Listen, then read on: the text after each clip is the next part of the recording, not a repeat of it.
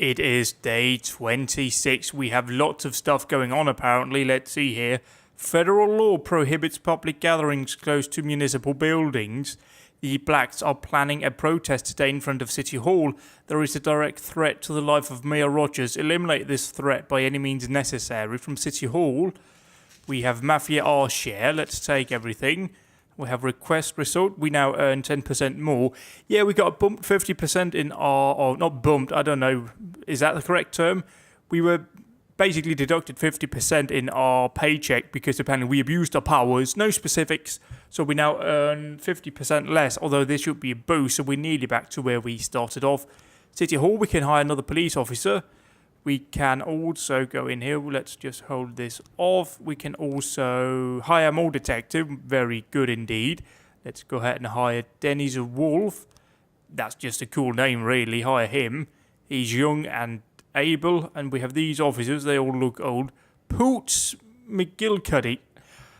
Did this game get a Kickstarter or something where people could, Patreon... No, not pledge. That's the word I was looking for.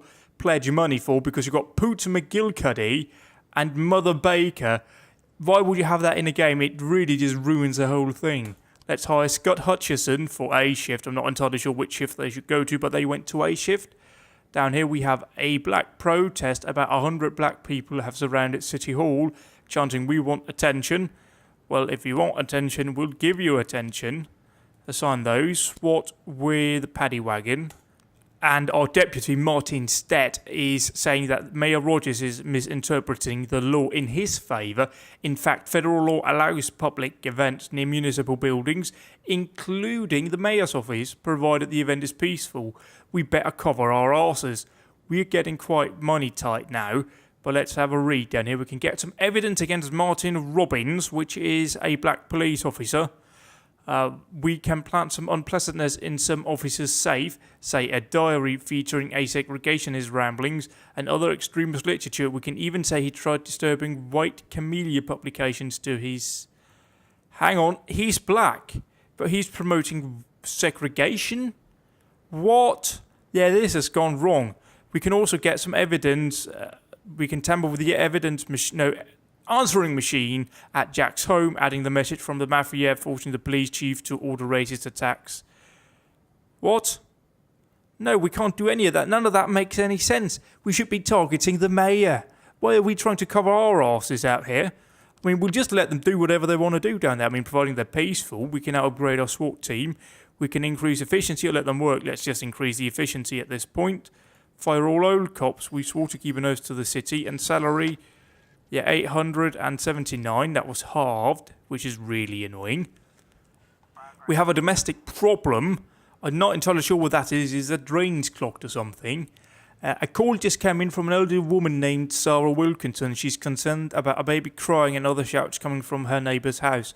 She's always known the child to be quiet and well behaved. We'll dispatch Dagger and Sue Barker here. Off they go. We now have a choice between suppressing the black protest by force. We'll go no because they're allowed to be there. So what's the fucking point? I mean, they're allowed to be there, allowed to protest. Why should we stop it? There's no point in doing that. The mayor clearly interpreted it wrongly. We have the law on our side. We now have a mass riot. Football fans have started a massive fight near the stadium. The police are trying to keep order, but why? No, we haven't assigned any officers down here. This game is falling apart, in my opinion, because now we are apparently doing something without actually doing it. We'll hold off with that until we get our officers back. Then we'll send them over there. But it says that police are... Okay, and they need more serious than they thought. Well, I mean, you can get Cecil, and that's about it. You're going to have to make do with that, because everyone else has to go to the mass riot. They have arrived back now. We can assign everyone to the mass riot of the You Go, Ninas and Weewoos of...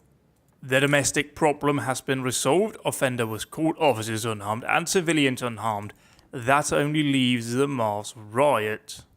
At the mass riot, smoke bombs have gone off throughout the stadium and people are beating each other mercilessly. We can either fire into the air to scare the assailants. That's very excessive. We don't use firearm. Hit them with tear gas or rush into the crowd armed with tasers.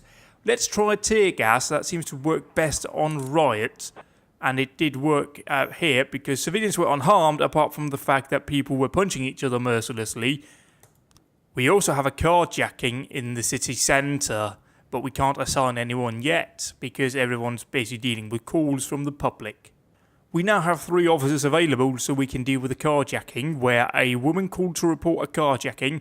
I was driving to work, stopped at a red light, and a man ran up to the car and pulled me right through the open window. Hurry, there's traffic jams everywhere. He couldn't have gone far. So Cecil, Sue Barker and Dagger will go to the call. The carjacker was arrested, officers were unharmed, but the woman was apparently hurt. Meanwhile, the Sand needs our help. Some idiots are at their bank again trying to withdraw money from their account. This time we tried kicking them out and they started breaking furniture and lighting paperwork on fire. Apparently the fool thinks this is going to hurt our business. We'll get Tony Robbins and Asano on the case. I'll try and keep these down here clear just so we can have them out and about, really. Our investigations are not really progressing because we have an issue out here with having... Who's working today? B shift is, right? Yeah, B shift's working, so they're the ones on duty, and they're all assigned to cases. Hang on, it is B shift working, right? Let's have a look in here with investigations. Oh yeah, because they're all assigned here, but he's at home, and then what about Sandstrom? Is she working today? No. So every case is currently being led by A shift. That's kind of a problem.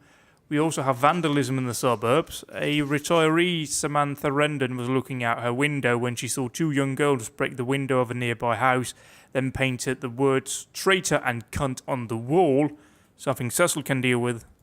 We got a call from the mayor himself. Jack, you swore an oath to serve the city. If you can't keep your promises, we won't keep ours. Well, I'm not really sure here, mate, chap. I mean, you're quite clearly breaking the law by wanting us to beat them in. So, it's kind of your own problem, chap. Besides, I'm retiring soon, even though you've taken away most of my money. I mean, why should I even try and be nice to you? You took half my paycheck. Sand needs our help again out here. Punks have a new lieutenant, and to make himself look good to Varga, he kidnapped the daughter of a senior member of our family. We've learned the address of the house where she was being taken, and we already sent some people out, but we don't know what we'll be doing when we find her. It's perfect situation for police backup. Well, let's get Jeremy Clarkson and Tony Robbins on the case. Cecil handled the vandalism, and the offender was caught. Officer was unharmed, but apparently a civilian was injured. Oh wait, no, there technically wasn't a civilian that could get injured because it was a vandalism, so yeah, that's my mistake, really. We have new frames in Beasley's case out here, so let's see if we can get anything paired up. Well, we have that. Those seem to be matching up unless somebody's wearing a different clothing. Let's see. No, I can't see any difference here between that and that. Maybe something is a bit different coloured. The car's the same. Everything seems to be the same. Even the time is the same, so it's not that. We can clear this. Let's try and move this up here where they're talking on a phone. Or maybe the reception is, let's see, pull up 2 men, one in a raincoat got out. They passed me without saying anything. Hurt the elevator. Oh yeah, maybe leave that. Flip that around. And then what more do we have? Let's see here. That's the same. No, that's a person with a gun. So that's wrong. Maybe is that the difference? Is someone carrying a gun here? What about in here? No. What's the difference? Let's play spot the difference then.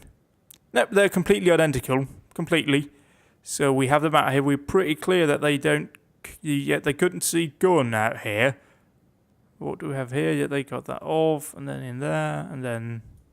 Yeah, I'm still not entirely sure I got this right, but he's sitting here, and then they pull up, then they take the elevator. Technically, that's going down. Maybe we need another frame there.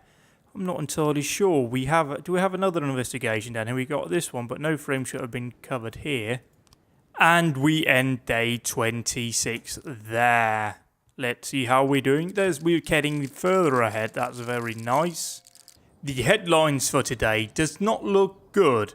Mayor Rogers is displeased with the police department, and the fact reports that Mayor Rogers will bring order to the police station, but the Golden Bird reports that Rogers is responsible for Freeburg PD breakdown, so he's being blamed. So apparently they're not quite happy with the way I've been running things.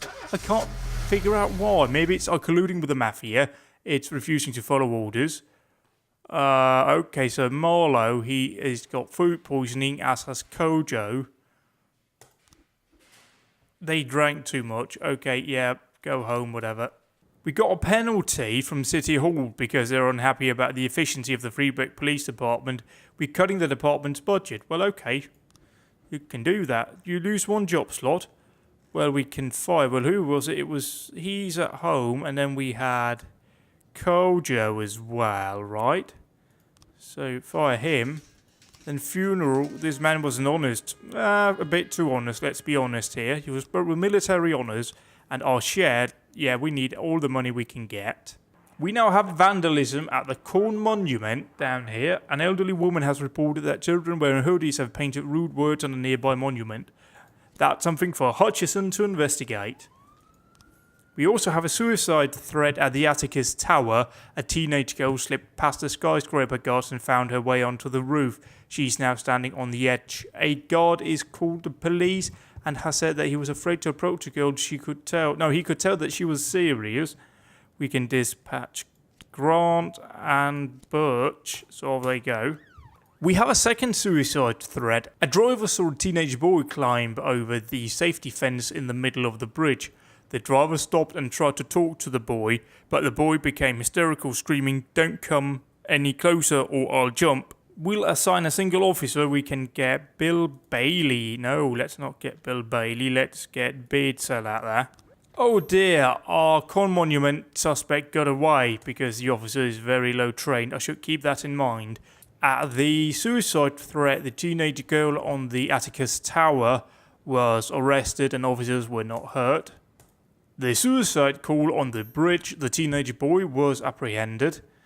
In this one, apparently civilians were unharmed. They were not unharmed on the Atticus Tower call, which kind of confuses me. We also have a hit and run at the city centre. A pedestrian said that he saw a dark pickup careen onto the sidewalk and hit two teenage skateboarders. He didn't even slow down. Just smeared those poor kids and kept driving straight ahead, the drunk freak. We'll assign Samadhi, Hutchison and Khan on the case. Shortest response time I think we've ever had because it's right on our doorstep. Now we have an animal assault all the way out in the suburbs. We received a rambling call from a man who claims that he returned home from work to find a huge cat sitting on his doorstep, crouching and ready to attack. It was growling like a Tyrannosaurus, stuttered the victim. The hit and run at the city centre, meanwhile, is more serious than initially thought. They're requesting reinforcements, so we'll get Birch and Hugh Grant and Bill Bailey out there. We also have a disorderly conduct call on Fleet Street. A pensioner looked out her window and saw a crowd of naked people running through the streets.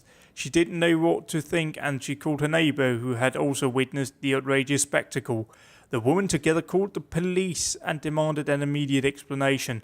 Well, I mean, it's not us running around naked, but we'll assign a couple of officers down there with a paddy wagon. The hit and run call was investigated and they arrested the offender. Officers were not harmed. That's a good thing, seeing as Cecil was not out there. The animal assault in the suburbs was code forward by Jane Austen. The report of a Catasaurus Rex is just an ordinary neighbour's pet and poses no threat to anyone. The disorderly conduct call was cleared. Officers were unharmed, but clearly civilians were hurt in seeing all these naked people out and about. Chris G. Sand needs our help again. A guest of Mr. Sanders leaving Freeburg, but some punk somehow learned the route and prepared an ambush. It's turning into a shootout and we need any help we can get. We'll call 911 and report a shooting. We'll dispatch. Let's try and be smart about this. Let's get Birch, Khan and Beardsell out there. And San yet again needs help out here. A couple of Varka men started fighting at the ice rink, so they're requesting our assistance to cool things down. We'll get Samadhi, Hugh Grant and Jane Austen on the case. We now have an unlawful assembly at City Hall. People wearing white caps have gathered outside City Hall demanding a return of the good old days of segregation and slavery in Freeburg. The crowd chanted, "White is a right." Some were seen carrying revolvers. Well, I think it's about time we get back on the streets for some crowd control with SWAT and the paddy wagon. Off they go. We also have a destruction of property at the Live Good mini market. A supermarket manager, Sonia Franco, reported that an elderly man deliberately overturned the vegetable table and is refusing to pay for damages. Christ, that was a lot of words in one breath. He tried to escape, but the store guards managed to detain the offender. Well, it's something Cecil can deal with on his own because maybe he will die like he deserves to. I have somehow created quite a unique issue for myself here, because the lead investigators on all of these cases here, or the 2 homicides is the one I'm interested in, are all assigned to A shift, while all the investigators assigned to the cases are on B shift. So let's try and free up some people here. We have him, Mr. Wolf here. He's working there. And then we need to try and see if we have any more over here. Because, no, we don't. I mean, they're all assigned. What happens if I archive this? Can I then assign one of our investigators to work on this one, perhaps? So clear these out. Right, and then assign Sandstrom, because maybe that will work. I'll see now. Can I then go into archive? I can find a hit and run out here and reopen. And what does happen? Okay, so we can do that. That's good. That's what I want to do. We can leave the investigations open then. Meanwhile, at the unlawful assembly, it's more serious than thought. We'll assign Hugh Grant and Jane Austen to go down and assist the other officers. Cecil, he caught the offender by the supermarket place, whatever. The unlawful assembly was cleared by our officers. Offenders were caught, officers unharmed, civilians unharmed, and loot found from some non-automatic weaponry. We'll ask a mafia to sell it because the city won't pay our money. Vickers Varka has been defeated and his army of street punks and thugs has been broken. No one knows what happens to Vickers himself, but it doesn't matter now, he'll never show his face in the city again. Sue Barker didn't come into work today, which is very bad. Neither did Ein. They're the only 2 that didn't turn up for work. We got another unhappiness call from City Hall. We have to remove a job slot. That's absolutely bullshit. Well, in that case, who can we fire? Well, he's really good, but he's also a rat. Do we have anyone that's mostly useless? Well, best is... Do we have anyone that's actually possibly drunk? No, we fired one of those chaps, but we have Ein, who didn't come into work today, and Sue Barker didn't come in, but she's on our side. We'll go ahead and fire this chap, because he didn't come into work anyway. We have an attempt at carjacking in the city centre. A man took his dog out for a walk, and upon returning home noticed a crouch-hooded figure fumbling with a car at the end of the street. Is that not just car theft? That's not actually a carjacking. Well, Cecil can deal with that himself. It's time to look at these investigations that we have. Let's see here. Detectives, they're at home. Fine. Can we kind of shuffle one around? Well, we can take this one here, archive it, and reassign it to a different crew. We can also go in here with this theft, reopen that case, and we can assign actually cancel this. Let's open back up investigations, go into archive, open up this homicide and assign a new lead. That's actually working today. It can be Mole, she's quite good. I'll just assign everyone to it because it's probably smartest move to do this. The attempt at carjacking is requesting assistance out there. We won't give them, he'll have to deal with that himself. He actually did it, which is impressive. That's what you probably get when you have a very good officer. Unfortunately, he's also a disloyal scumbag, so I'll hopefully have him killed by some point. Hostage situation at the city centre. A man with dilated pupils, that's both, children in a school and your eyeballs. Boarded a bus and then pulled out a gun, possibly fake. He's demanding that the bus immediately leave for Africa. Well, okay, Toto. Let's assign all the officers we have available and swap because, it's a whole hostage situation. That's kind of serious. Apparently the offender escaped all of our officers. Somehow that's something he could do. So we're definitely suffering now here in the PD from the City Hall being absolute dicks. We also have an abduction. An anonymous call came in. Hello, I've got information about a missing girl named Lisa Pettigrew. I kidnapped her a week ago, but she's now ready to go home. You can find her at the True Colour Hotel room 180B. You better hurry if you want to see her alive. We'll dispatch Officer Cecil down there. He can deal with that. We now have an armed robbery at a petrol station.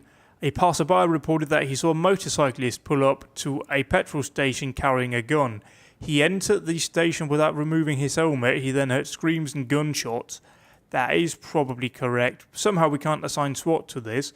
We'll get those 4 officers. Let's try and get them on in the different order out here. I don't know if that has any bearing on it. Let's get Purdy, Degar, Jeremy Clarkson, Tony Robbins, and Best, whatever we have for that. Room 180B is located on the top floor of the hotel. A red ball is hanging from the doorknob, and the words written on the ball read, "Call the bomb squad, get a room key for the hotel room, enter the room through the hotel's roof or break down the door." Break down the door. Inside is a standard motel room complete with bed, bedside table, telephone and TV. The curtains are drawn and sitting on the bed is a girl strapped with explosives. Red and yellow wires protrude from the bomb. We can cut the yellow wire, cut the red wire, exit the room, evacuate the hotel and wait for the bomb squad. Oh, well it is Cecil dealing with it, but we also have an innocent little girl. Let's exit that. Hopefully that worked fine. Apparently we arrested the offender and nobody was hurt. You know, apart from the psychological traumas a little girl has now, nobody was injured. But, you know, psychological trauma doesn't work well in video games, so we should probably not talk about that. And now we have a disorderly conduct at the Octopus restaurant. Again, we have 2 officers available. At the end of the high school reunion party, a naked young man entered the restaurant with an object in his hand vaguely resembling a gun. He was behaving very erratically, then jumped up on a table and started threatening the restaurant's patrons. We'll get Cecil and Asano, SWAT and the paddy wagon out there. The armed robbery was cleared, offenders were caught, officers unharmed, civilians unharmed. We have a massive fight now at Christopher Sands Ice Arena. Freeburg lost to Pittsville 12-0. Our local fans are furious. They were screaming and swearing at the visiting team as they retreated into their locker room. Himself enraged by the insults, the visiting team captain threw his stick and struck one of the fans in the face. A massive brawl erupted involving fans, players, referees and even the concession hawkers. I'll hold off with that in the hope that we'll get SWAT back, or at the very least respond as late as possible so they might get back in time. But at the disorderly conduct at the Octopus restaurant, nothing can be seen from the street, but screams and the sound of smashing plates can be heard from within. Use the megaphone and shout out the restaurant is surrounded, go through the main entrance or try to enter through the back door. Always sneak through the back door. When a young man spots the police, he grabs a woman and puts a gun to her head. He yells something unintelligible and squeezes a hostage's neck. His gun appears to be a toy. Pounds on the criminal, casually approaches the assailant and let's all calm down and talk this out. Let's casually approach.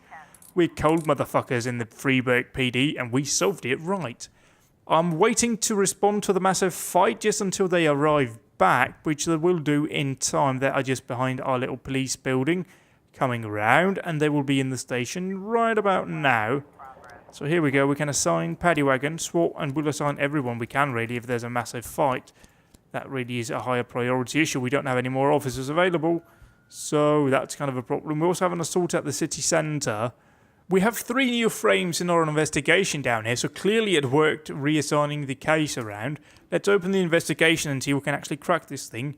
So we have someone who banged on the door and the mother told her to hide under the bed and close your eyes and ears and be as quiet as a mouse. I only heard muffled screams when I got out from under the bed. I found my mother in the blood and I called the police. The fatal blow was struck behind. Mrs. Orgy, her Fiona, came round, TV playing these stupid games, yeah. The door of the apartment was open when I came in. Okay, let's have a look-see here. So who opened the door? Someone banged on the door. My mother told me to hide under the bed. So we quite clear here that somebody banged on the door. That doesn't seem quite right. There was a struggle. No, there wasn't. He was upset, and then it could that be here? Then there was a scuffle. What could have led to that? I have noticed that there are 2 lines of inquiry going on in our homicide investigation. One pertains to the red shirt man here, who's presumably the victim's brother. And the other one is regarding the child who may have assaulted the woman because he wanted to play video games. But we'll have to wait just a little while because we don't have enough here. Okay, he clearly came round. That's shown here. So, yeah, we'll have to just let that be for now. They're now requesting reinforcements out by the ice rink, but we assigned everyone out there. We don't have any more units to send, so let's refuse the backup. The massive fight was, offenders were caught, officers were unharmed, civilians were unharmed. So that worked out well in the end. Our assault down here, yeah, they got away because we didn't have anyone available. Yeah, blame City Hall for that one. They've cut our budget, so we don't have enough officers working today. Sorry. We come to the end of day 28. I don't know what we'll see now. Okay, we jumped right to this green. We won't ask anyone to stay in. We may have to do some shuffling around again out here because A shift seems to be heavily pretty much populated according to B shift. So that's something for another time, I think.